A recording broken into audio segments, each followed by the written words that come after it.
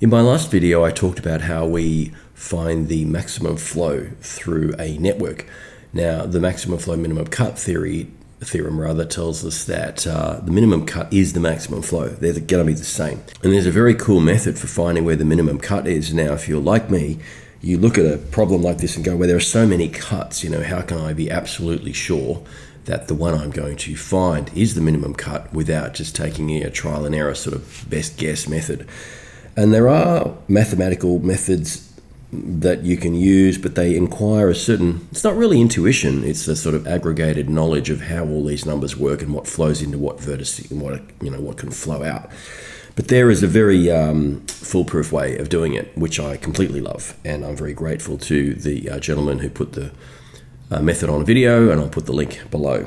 If we look at this diagram, which we've just completed here, I want you to notice the couple of places that flow in that are completely tanked, or they're at capacity. Yeah. So on the first iteration over the top here, we found that this row here filled up, but the critical edge was this edge here, and so we know that because that's the one that ran out of capacity, any cut that is effective, that's a valid cut through to sink 1, has to go through that edge. So what we're going to do is put a small X mark here to indicate that that definitely has to be cut. And by the same reasoning, we figure that this one here also has to be cut, because that was the one that was the other edge that filled up in capacity as we go to sink 1. Now there are no other edges leading to sink 1. And so this is our cut here to sink 1.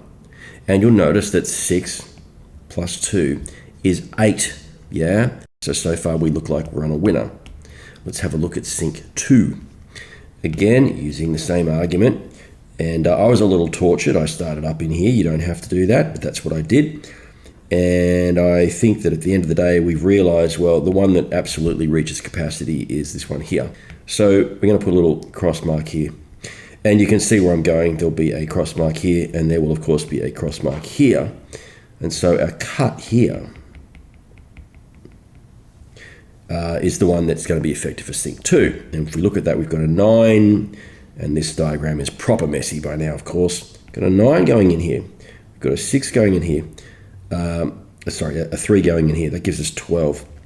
The 1 does not count because it goes the wrong way. If you notice, it crosses from sink to source, and so we don't include that.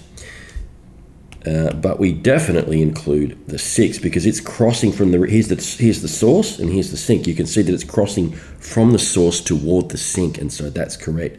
So we have 9 and 3 is 12, plus 6 is 18, and of course that is the maximum flow into sink 2. There it is, and so 8, which is what we had for sink 1, and 18 for sink 2. Both of our answers there.